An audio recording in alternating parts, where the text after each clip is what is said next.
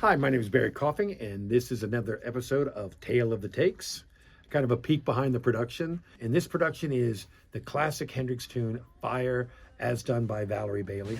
Let me stand next to your fire. Let me stand next to your fire. Let me stand. This was such an exciting thing. I'm the one who suggested that she do this.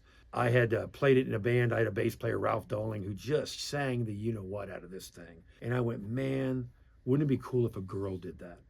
I played it for Valerie, and she loved it. We had her, I said, let's sing it a couple times, and it was, wow. In terms of the production, the idea was, on all the songs on the record, most of the drum loops and programming are real quiet. In this one, I found this drum loop that was just cool and funky, and we really wanted to bridge R&B and rock, like really be kind of both of those things. Rocking just as hard, but with a little more swagger. So when we put the band together, Steve Farris from Mr. Mister, and he's played with Whitesnake and all these other people.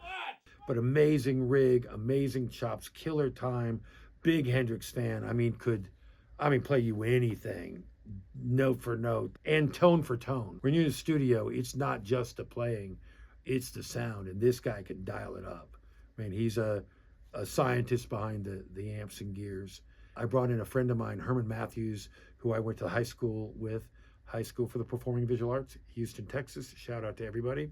I won't tell you what year because it will date us. He's a good friend and an incredible player, played with Tower of Power, Kenny Loggins, list of people longer than your arm, but can rock it, hit them hard, but has that groove, you know.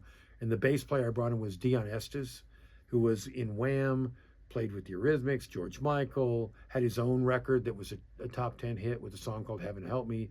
He grew up in Detroit. James Jamerson was his bass teacher. So he was playing with Marvin Gaye at 17. If you go on the internet, look up Marvin Gaye and Deon Estus.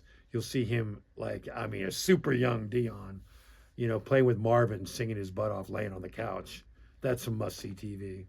Really, Steve just really channeled Jimi Hendrix. He played as if Jimi were there. Same tone, same feel, same parts. We felt like it was so iconic. You don't, hey, let's change Jimi Hendrix's guitar part. It just didn't feel right. Not to him, not to me. We stayed true to that, but I found a drum loop that was so funky and so cool, and it's up louder than any other drum loop on the album.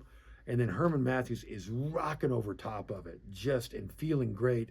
And Deon has an amazing ability on bass. He's a great groove player, obviously, but he also had an aptitude for hitting harmonics in a way nobody else did. And in the second verse of this tune, man, he does some bass parts. Like it's pretty hard to go on a Hendrix tune, have your friends ask who's the bass player, and not in a bad way, not because he was overplaying, but because he did something amazing.